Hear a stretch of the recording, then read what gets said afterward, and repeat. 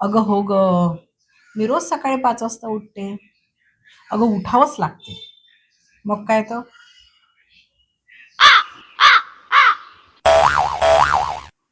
ममता, उठ ग, 8 वाजले ना. बघ अरे बाहेर किती ऊन आई, पडले आहेत. उठ. अरे आई थांबा ना थोडा वेळ, अजून अर्धा तास. अगं 8 वाजले ना आता. अरे काय. अगं आधी उठल्या की मी पहिले व्यायाम करते, योगा करते. हो, मी रोज वर्कआउट करते.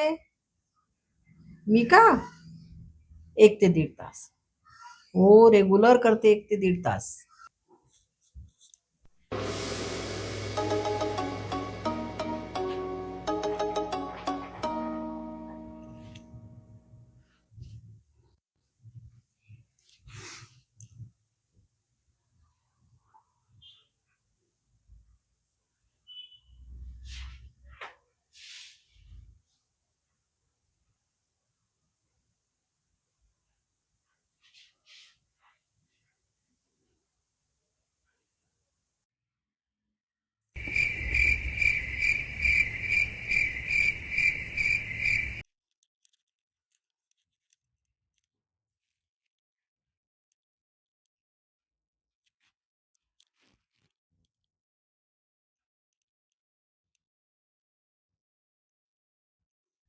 अगं त्यानंतर लगेच मला अंघोळ आटपावं लागते आणि मुलांचे डबे करावे लागते. मग दोघांनाही शाळा असते ना. मग जेवणाचा डबा वेगळा, नाश्त्याचा डबा वेगळा, स्नॅक्स, सलाद. काय कमी नाटकं असतात का शाळेचे? मग किती घाई होते. मग काय तो.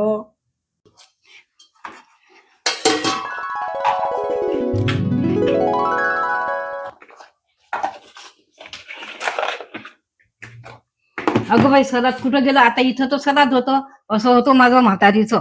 कुठं ठेवला सलाद काय माहित. घ्या रे पोरं. हो ममता, हे एवढं पोरांना डबे नेऊन दे बरं.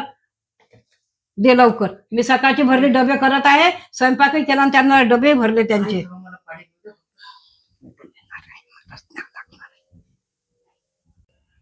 अगं हो, मलाच धुंडे भांडे करावं लागते. मग काय. अगं हो, आहे माझ्याकडे बाई, पण काही कामाची नाही ती. मग अर्धे भांडे तर मीच घासते, कपडे मी धुते. मग तिला कब्बशाने द्यावं लागत, काचाचे भांडे नाही द्यावं लागत. मग आणि काही कपडे निघत नाही, मग मी काय करते, माझ्याच हाताने धुवून टाकते कपडे. हो, मग काय तर. हम्म.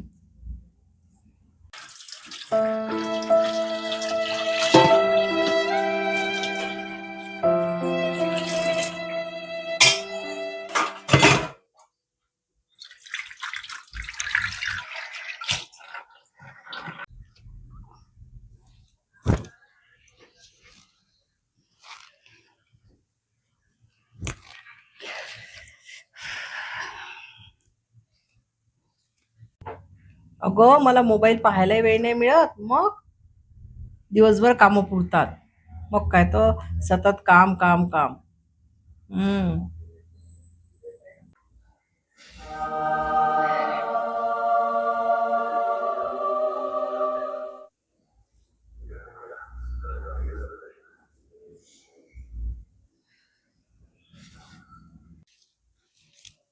हम्म. मग काय तर. कुठं फेडशीन एवढं पाप?